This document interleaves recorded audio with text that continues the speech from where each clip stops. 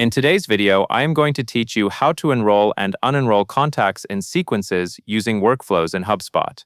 We are going to build a workflow that automatically puts the right contacts into a sequence and then removes them from that same sequence when it is time to stop.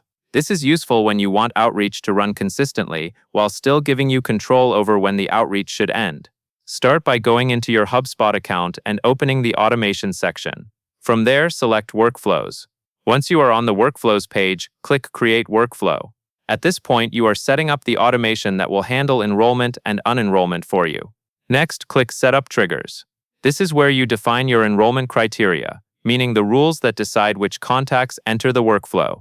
Take your time here, because your trigger controls who gets enrolled into your sequence. Choose criteria that match your process, such as a contact reaching a specific life cycle stage or meeting a certain property value.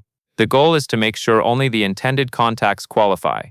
Once your triggers are set, you will add the action that enrolls contacts into your sequence.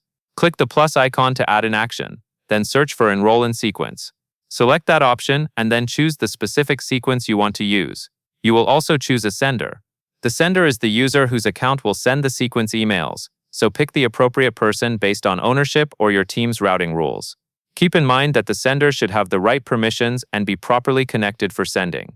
After that, add your unenrollment action. Click the plus icon again, search for Unenroll from Sequence, and select it. Then choose the sequence you want to stop.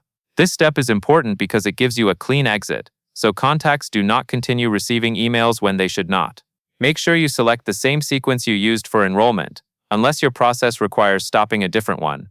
When your workflow actions are in place, go to the top right and click Review and Publish. Carefully review the settings and confirm everything looks correct, especially your trigger conditions and the sequence selections. Finally, choose your enrollment options, then click Turn On to activate the workflow. From this point forward, any contact who meets your criteria will be enrolled automatically and unenrolled based on the workflow action you configured. And that is all there is to it.